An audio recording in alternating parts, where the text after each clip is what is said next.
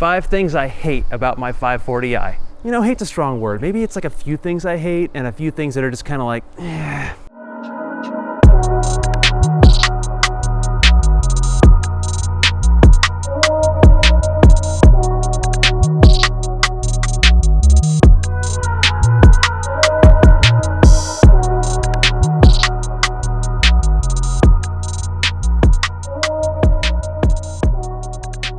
Number 1, this car is quiet. A little too quiet. Not in a good way. When it comes to any kind of drama, stock, this car has basically none.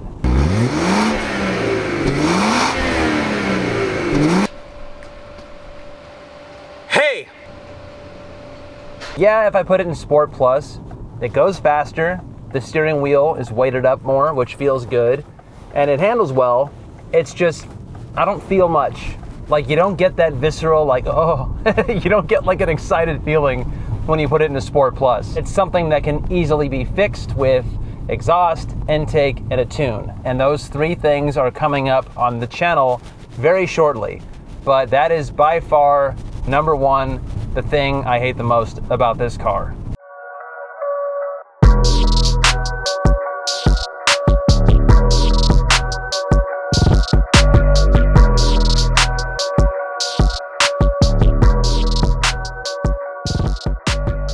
Something else that I hate is the factory stance. Now what you're seeing right here is the ECS flush kit that I installed, which makes the car look 10 times better. And you can check out the video here or in the description. But from the factory, these wheels are so sunken in, it just looks ridiculous to me. And it's not specific to the G30. A lot of cars, as we all know, have a really poor stance from the factory. But something about the G30 specifically, when the wheels are sunken in, it just kills the whole vibe of the car to me. And it's something that I hate. And it's small and it can be fixed under an hour for around 300 bucks, and I suggest you do it. And I'll have the links to the ECS flush kit in the description because I highly recommend it. They give you not only the proper spacers to make the wheels literally flush, you also get the correct size wheel bolts with it. So check them out. But yeah, OEM stance.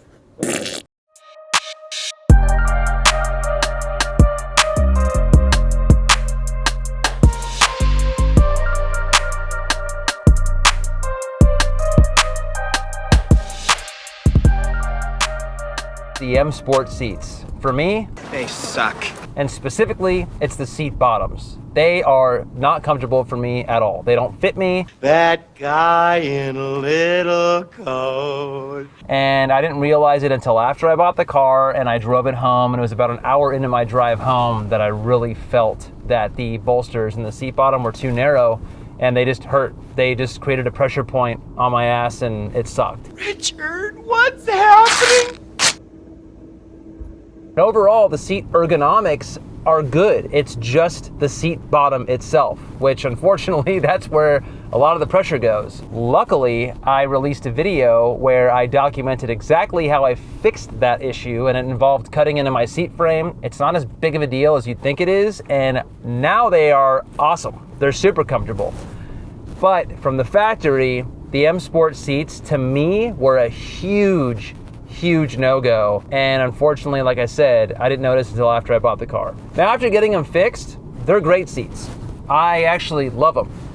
If I had to do it over again, I would 100% get the multi-contour comfort seats, but I would not get them with massage or ventilation because those are actually firmer. They're firmer on the seat bottom.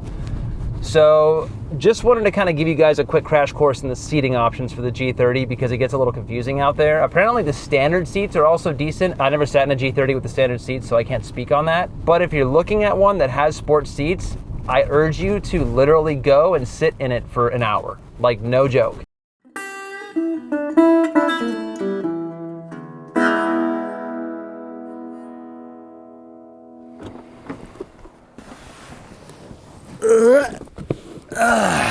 Fucking A. The next thing I hate about this car is the back seat. It's pretty much worthless. Now, a couple caveats. One, I'm 6'3", about 200 pounds, so I'm not the biggest guy, but I'm pretty tall. Both these seats are set up in my seating position, and with me in the back seat, if I try to sit normal, like, forget about it. My knees, no matter what, will touch the seat in front of me.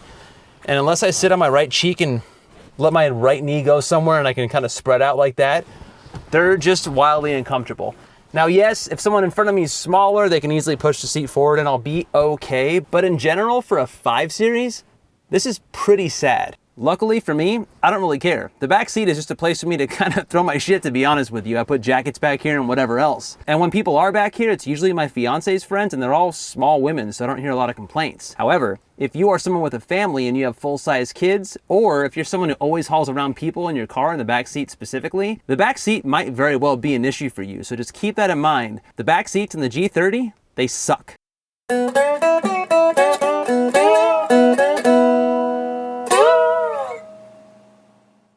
Something else that sucks is the wireless phone charger. Yeah, I have one. The problem is after about 30 to 40 minutes, it cooks my phone to the point where CarPlay almost stops functioning completely. It lags like crazy. So if you're trying to change a location in your maps or something, good luck. It gets to a point where the phone basically overheats and stops working altogether and you have to let it cool off to function again. Also, it's a pretty small charging pad. I know phones have gotten bigger, but I do have an iPhone 15 Pro Max and that barely fits. And it only fits with the thinnest case. If you don't have a case at all, it fits okay. But I found a super thin case by Pitaka, which I'll link in the description. It's okay enough. But the issue with any super thin case like this is you lose all drop protection, or most of your drop protection. And I've already cracked my tempered glass screen protector dropping my phone. So it's just a bummer. Now, there are aftermarket solutions to add a wireless phone charger in the G30, but they work when you don't have the OEM charger. And I can almost guarantee that that solution is going to be 10 times better than what comes OEM, because I can see there's built-in fans and whatnot in it.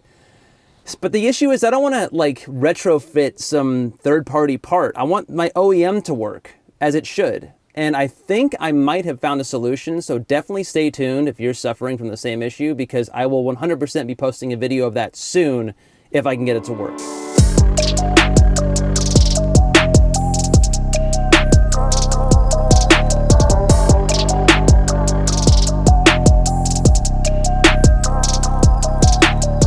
And that's it. 5 things I hate about my car. Only thing I really can't change is the back seats.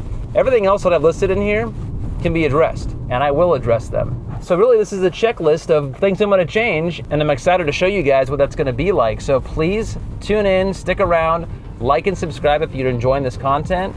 And I love hearing from you guys, so please leave comments down below what you think I should do next, what parts I should check out, anything like that. I love hearing from all of you so much. It makes my day, literally. And that about wraps it up. Thanks for watching, and until next time, have a good one.